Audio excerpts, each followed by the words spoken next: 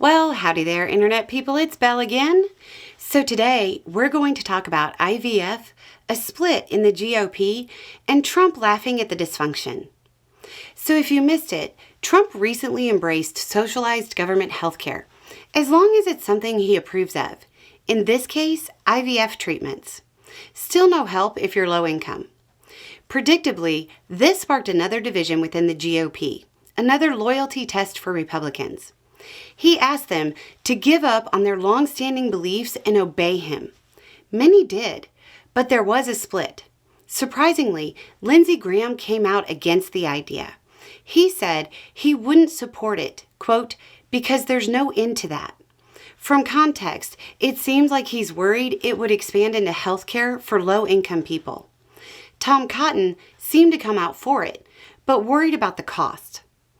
Lines are being reshaped inside the Republican Party to accommodate Trump's latest whim. Keep in mind, Republicans in the Senate blocked a bill in June that would give women the right to IVF. The House wouldn't protect the right either. Republicans across the country are talking about fetal personhood.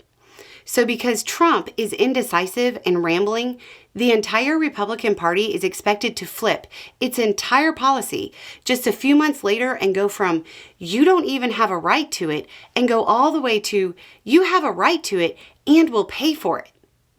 That might be the mother of all flip-flops.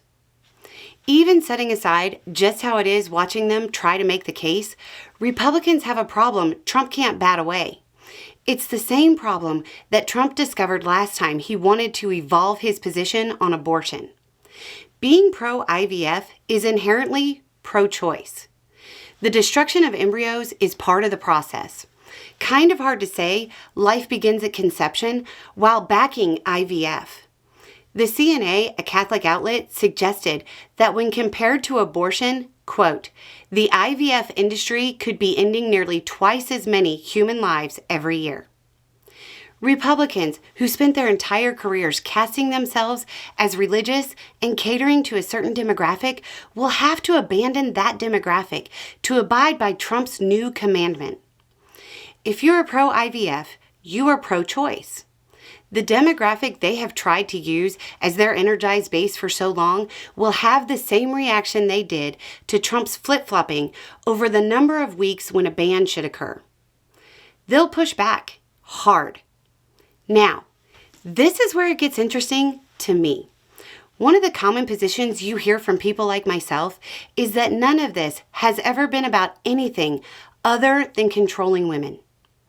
Women exercising reproductive rights is just a step too far out of the kitchen, and that's why there's the pushback.